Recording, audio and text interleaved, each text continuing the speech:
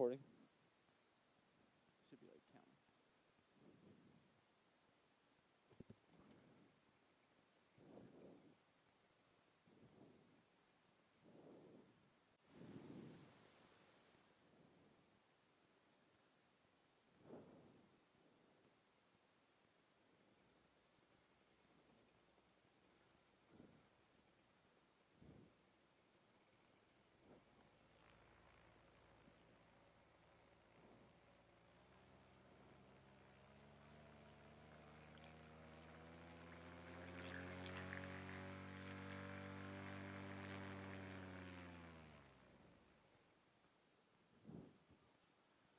All right, taking off to the sunset, sunrise, I should say.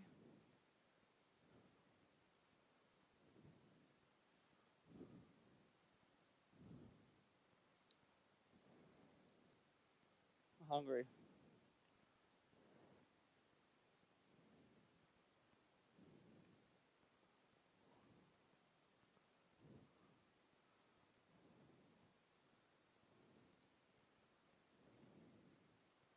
Hungry. One.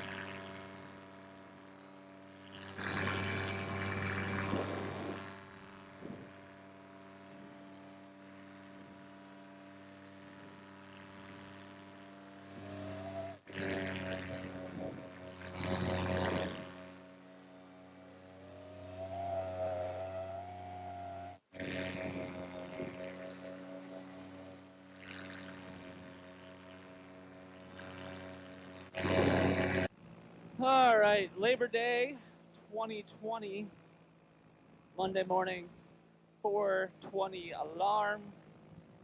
Hitting the road by 5 o'clock.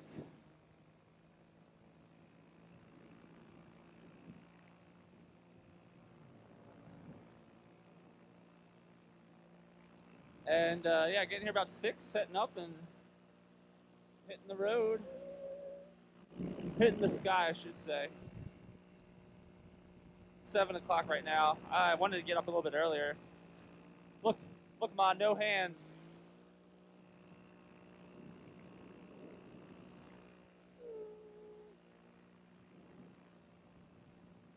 Look at that. What are they mining for gold? That's the glory hole.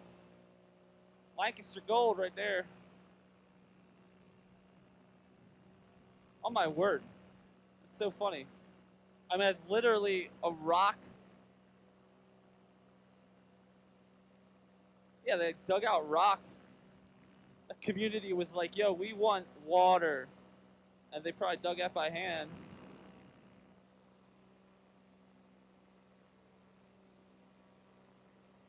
Cool.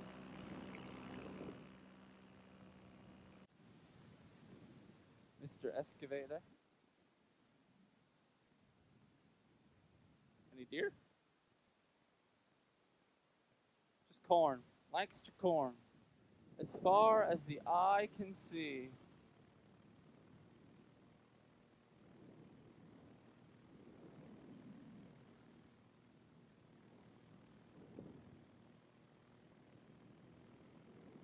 It is goose season though, so I don't want to be flying in on a bunch of geese. Decoys. Getting lit up out here.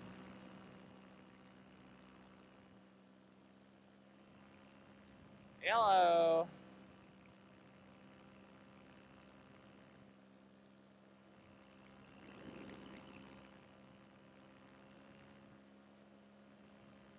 Come on, Jack. Come on. Come on. Brake pressure. Brake pressure. All right.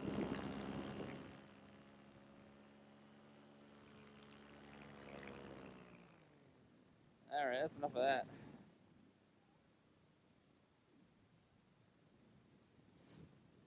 And we descend. Oh, my word.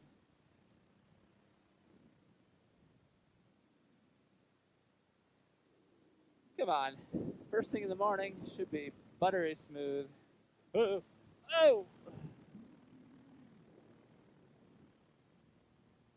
So, as odd as this may seem, put me up on like a 20-foot ladder. Make it 15, 8, even 8. I don't like heights.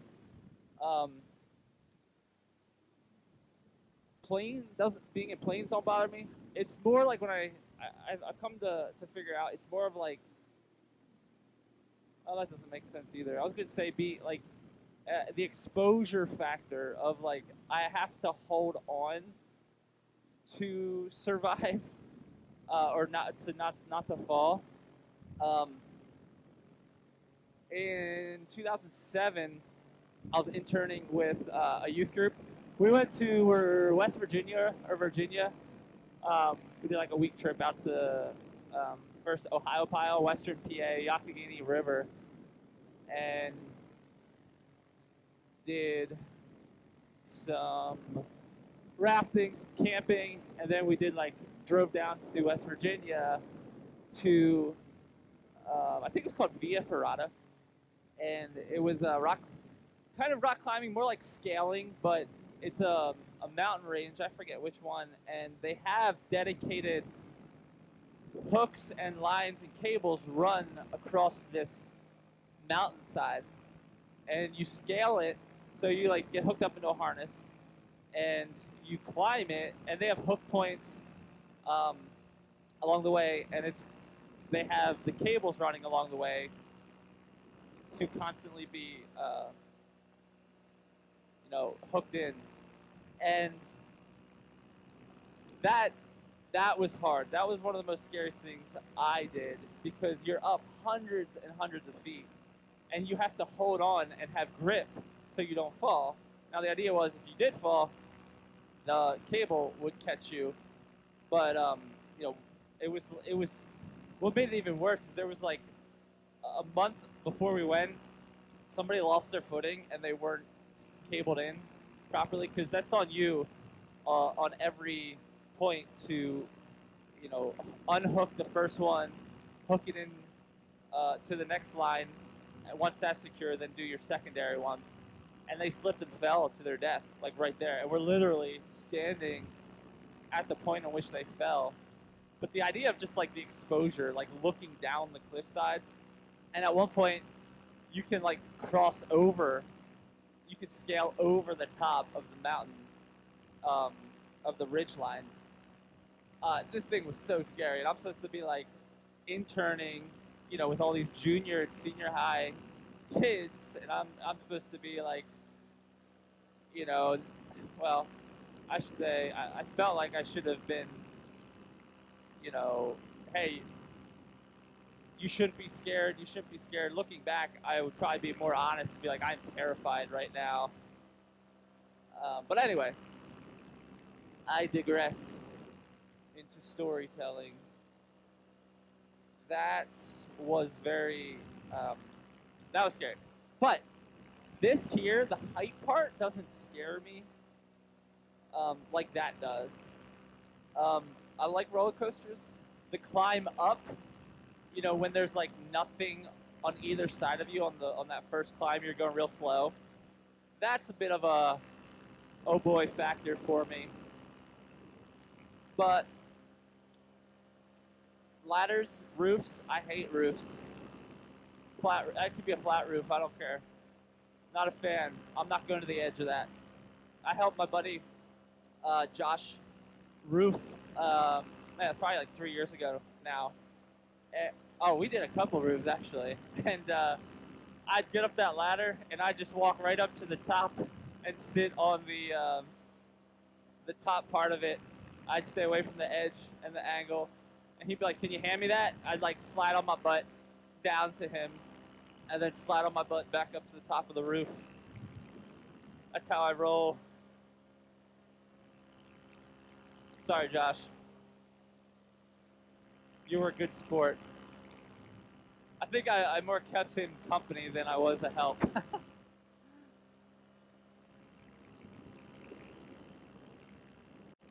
I remember it was an October morning, waking up real early and going out to a job, and then getting up on a roof. It's 7 a.m., walking up a ladder onto a wet roof, and I was like, man, I do not know how people do this every day. And that's just being honest. Like, that type of work, carpentry, construction, I mean, that is no joke. Like, you're up early, you're working in the elements. I don't care if it's on a roof or if you're holding a stop sign for a construction zone. Like, it just wears you down. And, you get done and you'd love to, like, do something at night, but you're just too exhausted. I'm very fortunate that that's not something I'm doing right now. Because I just don't ever want to take that for, like, what I do for granted, because that month of, or a couple months of doing that was very, I don't know, every morning I just never wanted to forget that feeling. So shout out to carpenters, construction workers, roofers. Maybe I'll put the roofers at a different level, because that's backbreaking.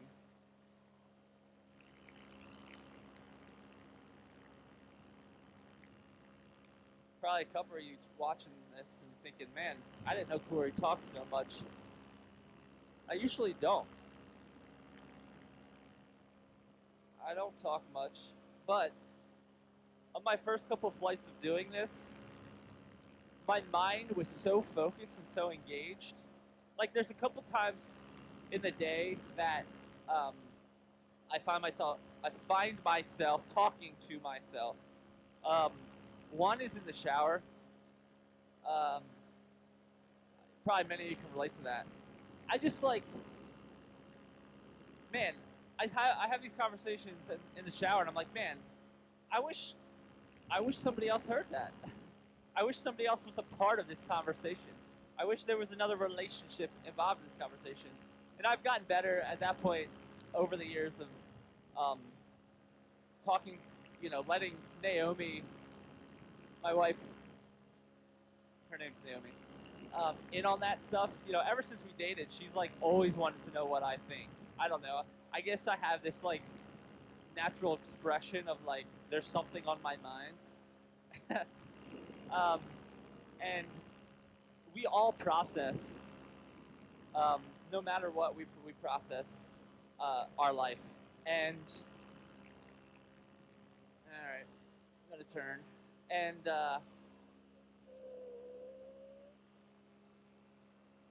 there we go. Processing, like, we're if we're not doing it, we're doing it somewhere.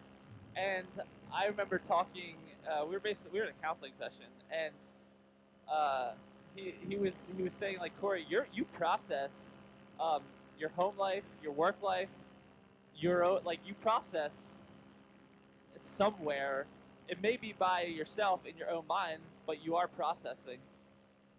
And he's like, you need to invite Naomi into that, instead of just, processing and then leaving work at work and, home at home, and whatever it may be. And your spouse has to be a part of that. It helps you to become all that you should be becoming, or all that you could become, all that you're designed to become. So I've been kind of working on bringing Naomi in on my thoughts a bit more.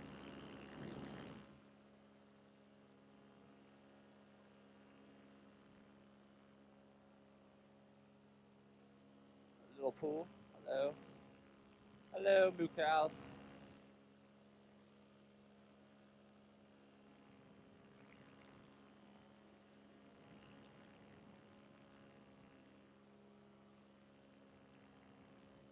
This is what I'm talking about in Lancaster. Like, where's the airport, right? There's a cornfield, there's a road, there's a cornfield, there's a road, there's a cornfield, there's a road. Like, where is it? I know it's back this way, but the first like couple times when you leave the airport, you're like, what is happening? I am completely lost. So I'm excited to fly back at home. I'm just gotta find some spots to take off and land, and low risk spots, good clearance. Trees and power lines are not my friends.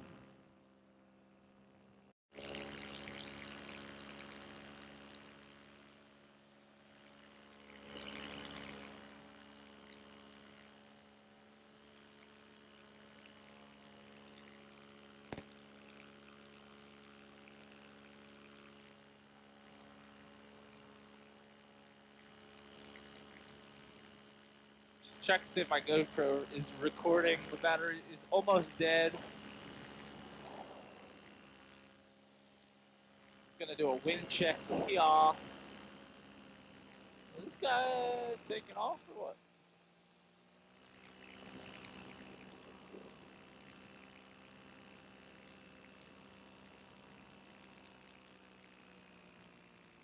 Ooh, I'm gonna go down the runway.